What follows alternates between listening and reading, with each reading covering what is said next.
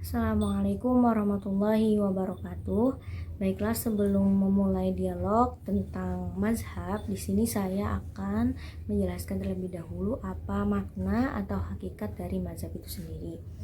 Jadi, mazhab secara bahasa berasal dari masdar siwar mim dan isim makan yang berasal dari kata zahaba yang artinya pergi. Jadi makna mazhab secara bahasa itu menjadi tempat pergi atau jalan. Adapun secara umum, menurut orang-orang, mazhab itu juga berarti aliran, doktrin, atau ajaran. Bahkan dalam Kamus Besar Bahasa Indonesia pun disebutkan bahwa mazhab itu adalah aliran atau doktrin yang diikuti oleh umat Islam dengan mengikuti 4 imam mazhab besar ini, yaitu Imam Hanafi, Hambali, Syafi'i, dan Maliki. Namun dan ada juga secara istilah mazhab itu saya mengambil dari pendapat Muhammad Husain Abdullah. Beliau mengatakan bahwa mazhab itu adalah kumpulan pendapat para mujtahid yang digali dari dalil-dalil secara rinci serta berbagai landasan yang menjadi dasar pendapat tersebut, yang nantinya secara keseluruhan saling berkaitan satu sama lain dan menjadi utuh seperti itu. Langsung saja kita ke dialog tentang mazhab. Baiklah, di sini saya akan memulai dialog seputar tentang mazhab. Jadi yang pertama adalah pertanyaannya, mengapa sih umat Islam itu harus bermazhab seperti itu? Ya, umat Islam ini dalam melaksanakan ibadah tentu saja harus bisa memahami daripada dasar agama Islam untuk beribadah, yakni Al-Quran dan hadis. Dan tentu saja Al-Quran dan hadis ini perlu dipahami. Sedangkan umat Islam ini pada umumnya tentu saja berbeda-beda dalam cara memahami Al-Quran dan hadis tersebut. Oleh karena itu, maka umat Islam agar dalam melaksanakan ibadah itu bisa benar dalam ibadahnya, dan untuk memahami tuntunan Islam dalam beribadah itu, yaitu Al-Quran dan hadis, itu hanya bisa dengan bermazhab kepada imam-imam yang sudah termasyhur dalam agama Islam. Karena mereka itulah, para imam-imam mazhab itulah yang sudah diakui dalam memahami Al-Quran dan hadis itu dengan benar. Sehingga oleh karena itulah maka umat Islam tentu saja perlu untuk bermazhab dalam melaksanakan ibadahnya. Oh, seperti itu. Jadi berarti umat Islam itu harus bermazhab juga seperti itu. Selanjutnya adalah di sini kami pengen tahu apa sih sejarah dari mazhab itu, apa asal mulanya munculnya mazhab tersebut. Setahu kami, mazhab itu muncul sudah sejak lama, sejak Rasulullah Shallallahu Alaihi Wasallam wafat. Mulai Rasulullah itu wafat, sejak itulah mulai muncul pemahaman para umat Islam dalam memahami bagaimana dalam memahami Al-Quran dan hadis. Dan tentu saja untuk memahami Al-Quran dan hadis itu adalah harus orang-orang yang sudah memenuhi syarat dalam berijtihad. Dan orang-orang yang mampu berijtihad itulah adalah ulama-ulama yang sudah dikenal tadi adalah imam-imam mazhab tersebut.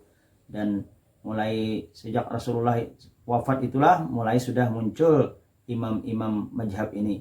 Dan dalam ilmu fikih itu, dalam beribadah kepada Allah, tentu saja imam-imam mazhab yang sudah dikenal tadi adalah seperti di Indonesia itu lebih dikenal dengan imam mazhab yang 4 itu, yakni adalah imam mazhab Syafi'i, Imam Hambali, Hanafi, dan Imam Ahmad.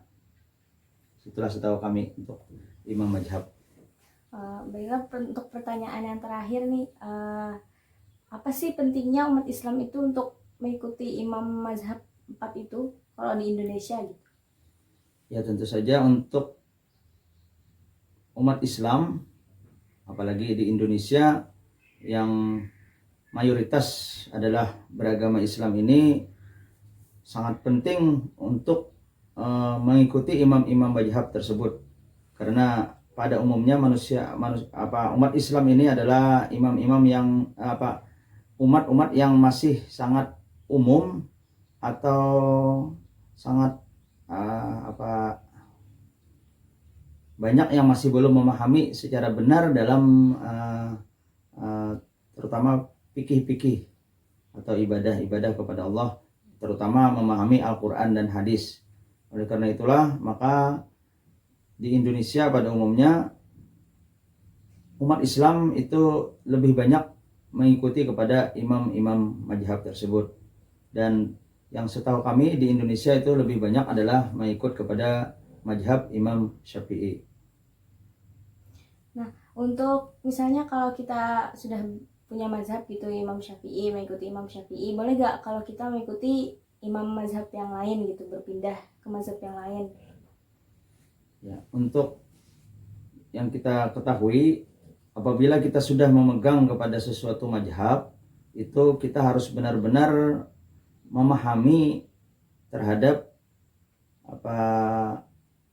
apa yang sudah ditetapkan oleh imam mazhab tersebut, dan bisa mengamalkannya dalam kesehariannya dalam artian konsekuen terhadap mazhab tersebut.